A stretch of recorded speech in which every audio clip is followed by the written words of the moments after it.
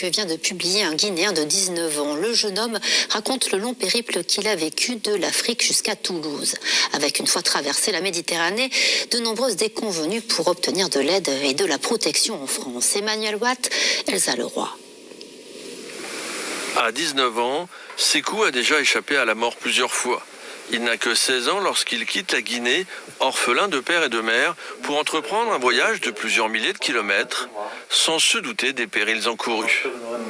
Quand tu es là-bas, au départ, tu ne connais rien. Mais une fois que tu vas être sur le terrain maintenant, il y a des choses que tu vas avoir des difficultés. Tu vas dire maintenant, si je savais, je n'allais pas sortir.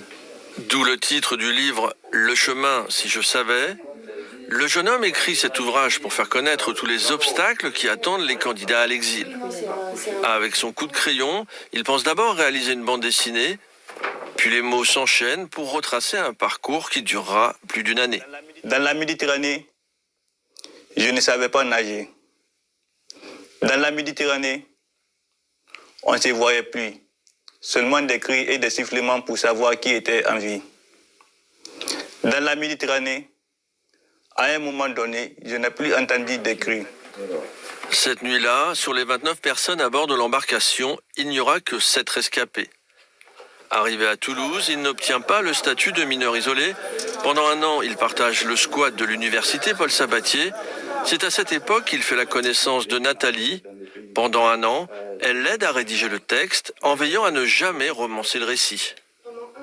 J'ai des neveux et nièces qui ont le même âge.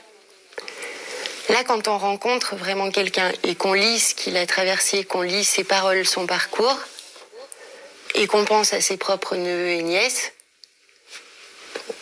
tout à coup, on a beaucoup plus de mal à parler des mineurs isolés, de l'immigration, les choses deviennent dans le particulier en fait.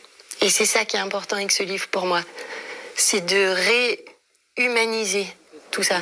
Le livre arrive en librairie début janvier. Actuellement, Sékou prépare un CAP d'usinage dans une école toulousaine. Hier, un grand monsieur du football français est décédé. Jean-Louis Gassier, disparu à l'âge de 72 ans. Originaire de Montpellier,